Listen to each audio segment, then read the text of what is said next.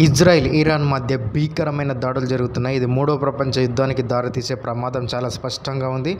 America ఇజ్రాయిల్కు support చేయడం లేదని బహిరంగంగా చెప్పినప్పటికీ కూడా ఇరాన్ మాత్రం దాన్ని విశ్వసించడం లేదు. అమెరికా ఖచ్చితంగా దీంట్లో సాయం చేసిందని ఇరాన్ నమ్ముతుంది. మరియు అమెరికా బేస్లపై, ఎయిర్ బేస్లపై కూడా దాడి చేయడానికి ఇరాన్ సిద్ధంగా ఉన్నట్లు తెలుస్తుంది. అమెరికా అధ్యక్షుడు డొనాల్డ్ ట్రంప్ తాజాగా ఇరాన్ను హెచ్చరించారు. తమ బేస్లపై దాడి జరిగితే కనివిని ఎరగని రీతిలో ఇరాన్ని భస్మీపటలం చేస్తామని ఆయన హెచ్చరించారు.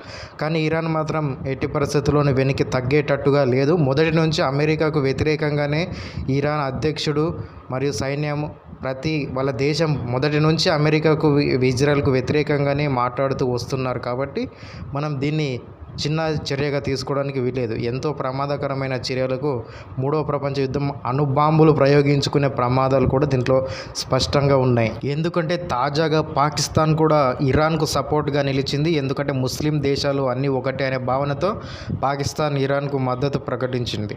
పాకిస్తాన్కి తినడానికి తిండి కూడా సరిగా లేని సమయంలో కూడా ఇరాన్కి మద్దతు ప్రకటించిందంటే దాని మతోన్మాదం ఎంత తీవ్ర స్థాయిలో ఉన్నది అనేది మనం అర్థం చేసుకోవాల్సిన పరిస్థితి నెలకొంది. ప్రపంచం పెను సంక్షోభం దిశగా ప్రయాణం చేస్తుంది.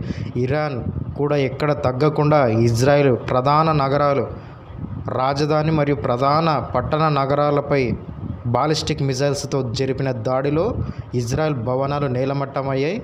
యుద్ధం అన్న తర్వాత ఇరువైపుల ప్రాణ నష్టం అనేది కామన్గా జరుగుతూ ఉంటుంది. ఇరాన్ కూడా ఏమాత్రం వెనక్కి తగ్గడం లేదు. ఇరాన్ సుప్రీం లీడర్ అయితే వార్నింగ్స్ మీద వార్నింగ్స్ ఇజ్రాయెల్కి మరియు అమెరికాకు ఇస్తూనే ఉన్నాడు. దీన్ని బట్టి ఎవ్వరు వెనక్కి తగ్గడం లేదని మనకు స్పష్టంగా అర్థమవుతుంది. భారత్ ఎటువైపు స్టాండ్ తీసుకుంటుంది అనేది చాలా ఆసక్తికరంగా మారింది. కానీ భారతదేశం మాత్రం ఈ యుద్ధంలో తను ఒకరికి మద్దతు ప్రకటించి మరొకరికి శత్రువు అవ్వడం అనేది భారతదేశానికి మొదటి నుండి ఇష్టం లేదు. ఎందుకంటే ఇరాన్ నుంచి కూడా మనకు ఆయిల్ ఎక్స్పోర్ట్స్, ఇంపోర్ట్స్ అనేటివి జరుగుతూ ఉంటాయి. భారతదేశం ఆర్థిక వ్యవస్థ ఇరాన్ను పంపించే ఆయిల్ మీద కూడా ఆధారపడి ఉంది. కాబట్టి భారతదేశం ఇరాన్ని స్నేహాన్ని వదులుకోవడానికి సిద్ధంగా లేదు. అలానే ఇజ్రాయెల్తో శత్రుత్వం పెట్టుకోవడానికి కూడా సిద్ధం. ఇజ్రాయెల్ మొదటి నుంచి మిత్రదేశంగా మెలుగుతూ వస్తుంది. మన ఆపరేషన్ సింధూర్ సమయంలో కూడా భారతదేశానికి ఎంతో సపోర్ట్ చేసింది. కాబట్టి వాటన్నింటినీ దృష్టిలో పెట్టుకొని అలీన విదేశాంగ విధానం ద్వారా భారతదేశం న్యూట్రల్గా ఉండడానికే ప్రయత్నిస్తుంది.